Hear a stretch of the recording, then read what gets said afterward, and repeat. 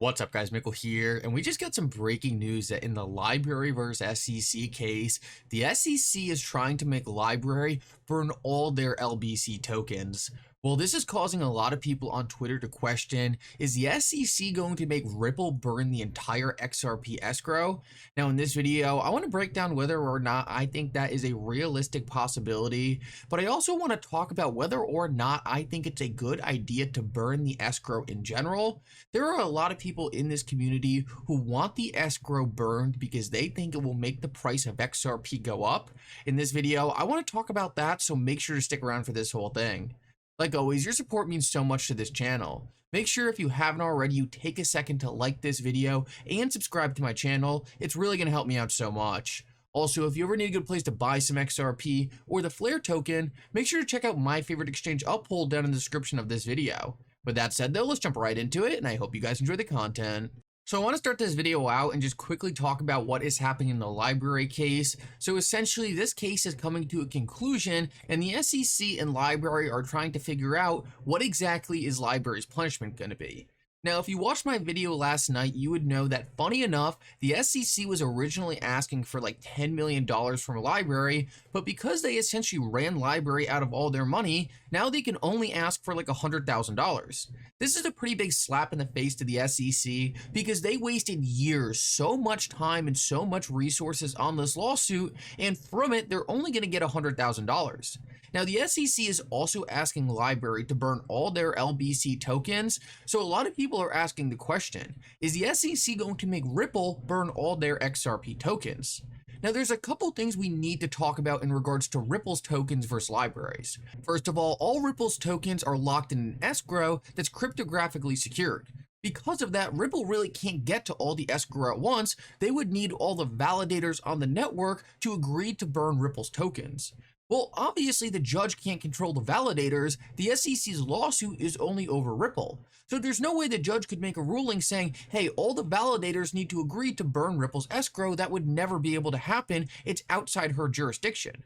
So what we know is realistically, right off the bat, there is no way the judge could order that Ripple burns the entire escrow. It's not possible. Now, it is possible that the judge could rule something like every single time Ripple gets its distribution of the escrow, they need to burn that amount, but there's also a pretty big problem with that. Ripple only gets so much XRP every month, and we could have possibly a new ruling in this case or even different rules by Congress by the time their distributions run out.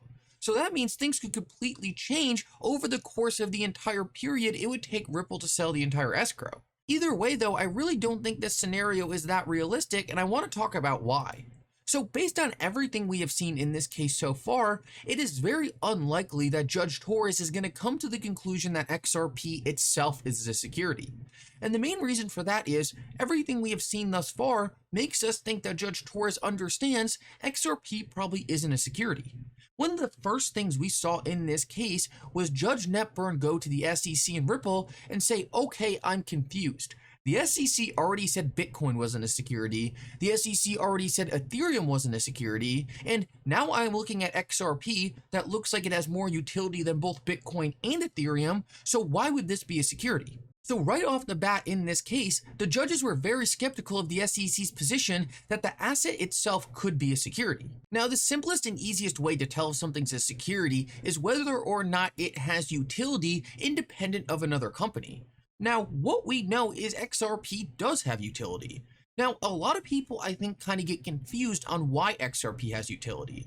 Some people say XRP has utility because Ripple's using it to move money all around the world, and that's kind of what the SEC's argument is. The SEC is saying, well, it took Ripple a while to make this utility. For a long time, they were just selling XRP and they weren't really using it in ODL. But this is the SEC's critical mistake, and I think this is so slept on by everyone. XRP has utility without Ripple. Look at the XRP ledger back in 2013, back in 2014. There was millions of dollars moving across the XRP ledger. There were people building projects on the XRP ledger, and the XRP ledger was being used for all kinds of different things. Now, in order for the XRP ledger to properly work, it needed XRP. XRP was critical to the operation of the XRP ledger. So if you were to completely ignore Ripple and act like Ripple never existed, well, XRP still has utility in being a function of the XRP ledger. Now, this is something that's completely ignored by the SEC. They want to make it sound like, okay, the only reason why XRP is used for anything is because Ripple has a couple products that use XRP. But this is a backwards way of looking at it. Ripple uses XRP because the XRP ledger is an efficient way to move value, and XRP is a critical component of the XRP ledger. Therefore, it's not Ripple giving XRP utility. XRP is a critical utility of the XRP ledger that Ripple uses. Now, the SEC has framed this entire case in a way that tries to make it sound like XRP is just one of Ripple's products that they just started using. But that's a fundamental misunderstanding, and unfortunately for the SEC, the judges actually understand this. This is why very early on in this case, like I just said, they said, I see XRP as having utility. That is a massive issue for the SEC, and the next thing we know is Judge Torres actually let John Deaton into this case to talk about XRP in the secondary market. This makes me pretty confident that not only does Judge Torres know XRP has utility, but she understands that there's a difference between the asset itself being called a security and the initial sale, but also lets me know that she plans on addressing this issue. If she only wanted to talk about Ripple sales, there would be no reason to let John Deaton into this case. Just so we're all clear, this case is extremely complicated, and John Deaton getting involved in this case with 75,000 XRP holders was probably a massive headache to Judge Torres. Things were a lot easier without that happening. But the fact of the matter is, she let it happen. And there's only one reason she would let that happen. She did not let that happen just to ignore secondary sales. She did not let that happen just to ignore the secondary market. That would not make any sense. She let that happen because she wanted to address this issue, and that is critical to understand. So what we can deem from what has played out in this case so far is most likely Judge Torres is going to make a ruling on the secondary market that might be different than Ripple specific sales. And this means we are likely looking at a scenario where Ripple is not going to have to burn their escrow because XRP is going to be deemed not a security in the secondary market because of its independent utility outside the company Ripple. Now, I want to move on and talk about this from another standpoint, and that is whether or not XRP holders should want XRP burned from the escrow, regardless of whether or not it is ruled on by the judge to do so or not. Now, one of the only reasons why I hear people in the XRP community saying they want the escrow burned is so Ripple stops dumping XRP on us. Well, I want you guys to understand that what you're looking at on the screen right now is the price chart of XLM. And for those of you who don't know, XLM actually had an escrow too, and they burned the entire thing. But what do you notice from looking at this chart? Do you see any change in the price of XLM because of burning the escrow? No, it's actually performing worse than XRP. Now, why is that happening? Well, what we need to understand is almost every single token on the market has supply coming in. That's just a function of how most of these cryptocurrencies work. In the early stages, there's some inflation, and there's almost no cryptocurrencies that don't have that. Even Bitcoin has some inflation. Bitcoin started off with only a couple million on the market, and now there's going to be 21 million in the next, 20 years. But that's inflation. ETH is inflating, and XRP has a set supply, but Ripple's constantly putting more XRP on the market. Now, a lot of people would make the argument if Ripple wasn't putting XRP onto the market, the price would be a lot higher. But XLM did that exact same thing, and look, the price is still low.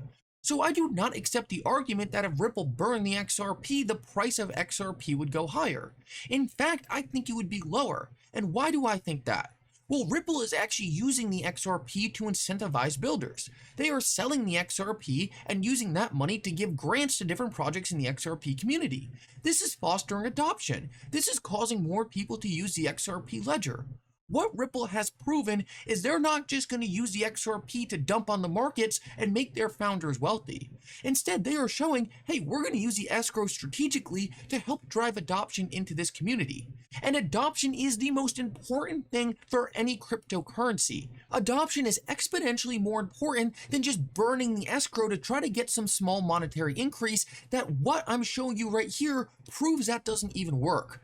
So many people are so hyper focused on saying, we need to get rid of the escrow, we need to get rid of the escrow, and they completely ignore the fact that Ripple is the most XRP centric company in history. They are going to do everything they can to make smart decisions for the XRP ledger because their business relies on the XRP ledger being successful. If there is anyone who can make the best decisions for XRP going forward, it's Ripple. And I just think this idea that is completely unproven based on what we're looking at from XLM right here, that burning the escrow would help in price, just completely ignores the fact that Ripple can do so many better things with XRP than just burning it. For crying out loud, rather than burning it, at least have them give it to us. At least that makes more sense than just burning it and no one gets it. I hope this video helps you understand that not only do I think it's unrealistic that Ripple is going to have to burn the escrow, but I also think that would just be horrible for the XRP community over the long term. There are so many great things they can do with the escrow, and what we can see is the escrow does not hurt XRP's price. Anyway, guys, thank you so much for coming. I hope you enjoyed this update. If you did, make sure to like and subscribe. It really does mean so much. And for now, Mickle out.